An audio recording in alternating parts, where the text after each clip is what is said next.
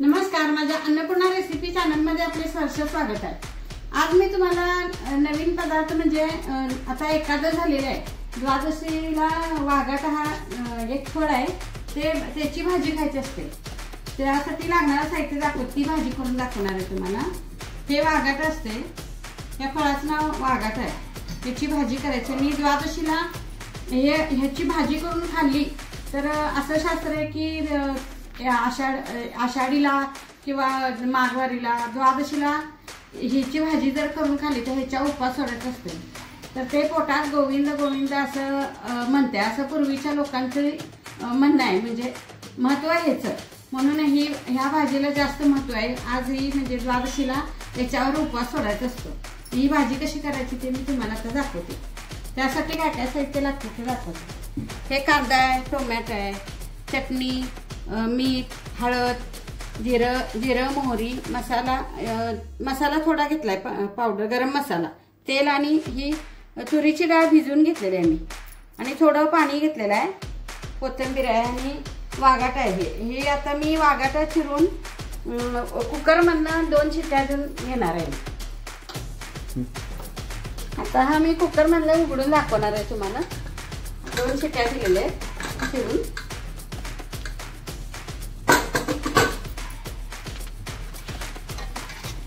हे गरम आहे,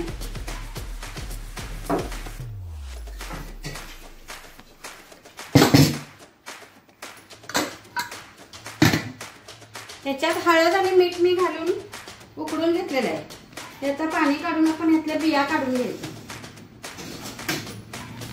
पाणी काढून घ्या।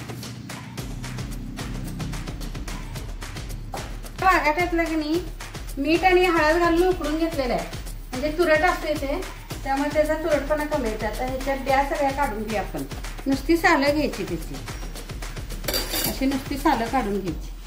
त्या सालाचीच भाजी करायची, बी अजिबात घ्यायचं नाही त्याचं। हे मी आता त्याची बिया सगळ्या काढून घेतलेल्या आहेत। आता आपण गॅस चालू करूया।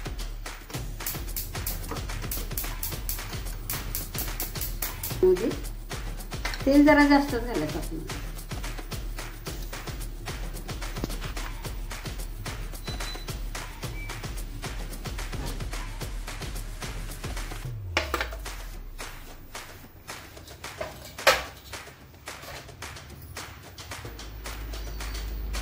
थोडं जिरं,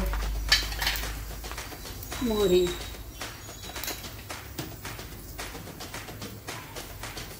कांदा घालूया,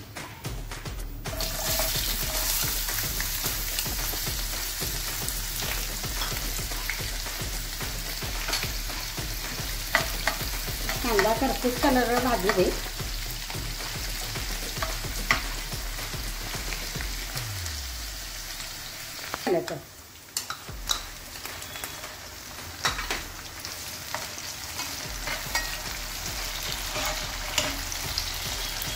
चांगलं परतू दे दोन्ही।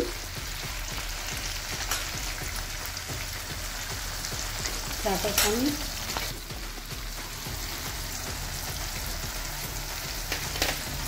मीठ घाल, चवीनुसार मीठ घालायचं।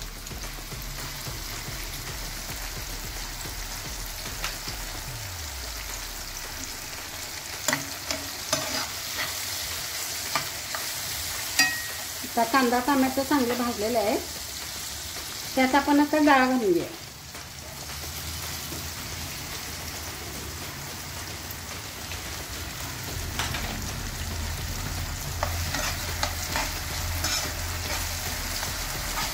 डाळ जरा शिजू दे, त्यात थोडी मसाल्याची पुडकड घालायची, 1 चमचा।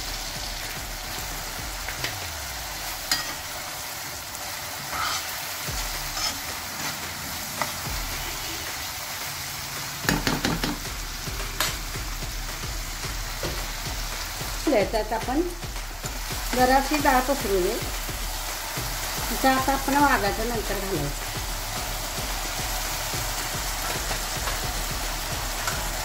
झाकण लावून ठेवूया।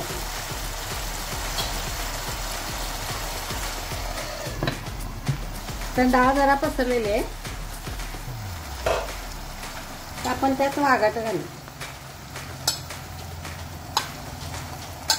हे उकडून घेतलेलं वाघाट, सालं नुसती घ्यायची, बिया घ्यायच्या नाहीत त्याच्यात.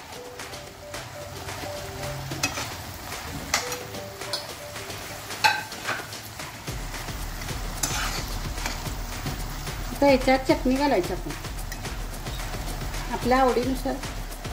कुणाला तिखट पाहिजे असलं तर जास्त तिखट घाला, कुणाला कमी पाहिजे असलं तर कमी.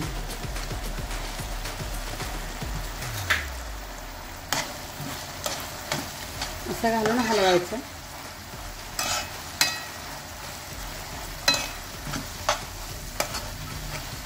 अशा पद्धतीने केल्यानंतर छान होते वाघाट.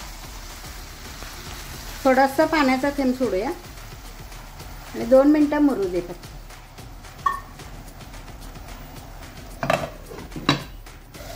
हां, तर भाजी झालेली आहे. आपण आता सर्व करूया, गॅस बंद करूया.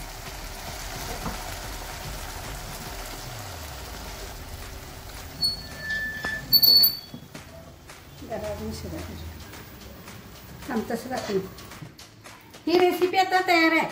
द्वादशीला अशा पद्धतीने वाघाट्याची भाजी करून बघा, छान होते. आणि चवीला जरासं साधारण तुरट असते म्हणून त्याला मी उकडून घेतली. अशा पद्धतीने करून बघा. आवडली तर कमेंट करा, सबस्क्राईब करा, लाईक करा, शेअर करा. नमस्कार, थँक्यू.